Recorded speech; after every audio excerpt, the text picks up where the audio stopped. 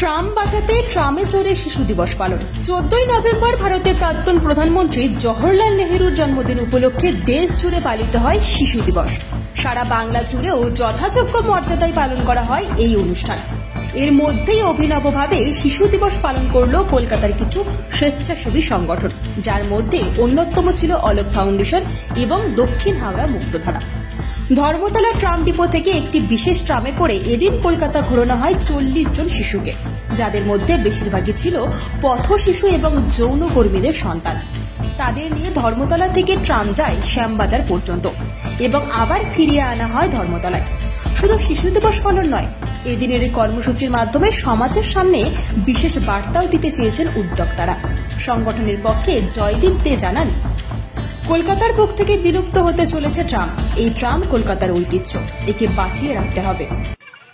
সমাজের বুকে বার্তা তো আমি কতটা দিতে পারি, আমরা দক্ষিণ হাওড়া মুক্তধারা বা অলোক ফাউন্ডেশন কতটা দিতে পারি জানি না।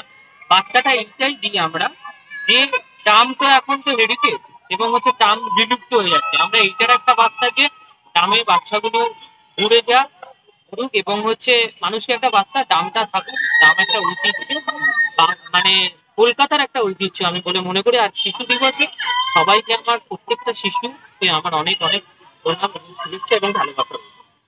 এদিন ট্রামে চড়ে বেজায় খুশি শিশুরা। শিশু দিবস উপলক্ষে এদিন কাটা হয় কেক। অনুষ্ঠানে উপস্থিত ছিলেন এসি ট্রাফিক দেবময় ঘোষ।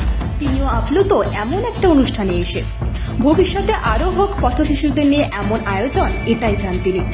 করছে বাচ্চাদের, মানে যারা অসহায় বাচ্চা এবং যারা যৌনকর্মীদের বাচ্চা, তাদেরকে গ্রামে করে তারা সুযোগ পায় না, তাদের করে আমাদের কলকাতা পুলিশের তরফ থেকে এরকম উদ্যোগ আছে। তবে এরকম আমাদের করা সম্ভব হয় না, যারা এগিয়ে আছে আমরা তাদের সাথে আছি, পাশে আছি। এটা খুব ভালো উদ্যোগ। আগামী দিনে চাইবো আরো বেশি করে এটা হোক, আরো বড় করে হোক, সমাজের সবাই এগিয়ে আসুক। বাচ্চারা কিন্তু দেশের ভবিষ্যৎ। আর এদের তো জন্মের কোনো এরকম অন্যায় করেনি, এদের ওখানে জন্ম হয়েছে। সেই জন্য আমরা চাই যে এদেরকেও আপলিফমেন্ট করা দরকার এবং এদেরকে সাধুবাদ জানাই। এরকম ভালো উদ্যোগ, ভালো কাজ। হ্যাঁ, আমরাও চাই ট্রাম বেঁচে থাকুক কলকাতার বুকে। তবে সময়ের সঙ্গে তাল মিলিয়ে চলতে গেলে সবকিছুকেই আপডেট হতে হয় অথবা হারিয়ে যেতে হয়। এই আপডেট হওয়ার ব্যাপারে বরাবর চরম উদাসীন থেকেছে আমাদের সবার প্রিয় ট্রাম। আর এই কারণেই আজ প্রায় মুছে যেতে বসেছে শহরের রাজপথ থেকে। এক্ষেত্রে তাই আমাদের প্রস্তাব, হয় খোল নলচে বদলে পুরোপুরি আধুনিক করে তোলা হোক ট্রামকে, অথবা একেবারে মুছে না ফেলে শহরের কোনো একটা অংশে অন্তত বাঁচিয়ে রাখা হোক কলকাতার এই ঐতিহ্যকে। ব্যুরো রিপোর্ট, আজ বাংলা নিউজ।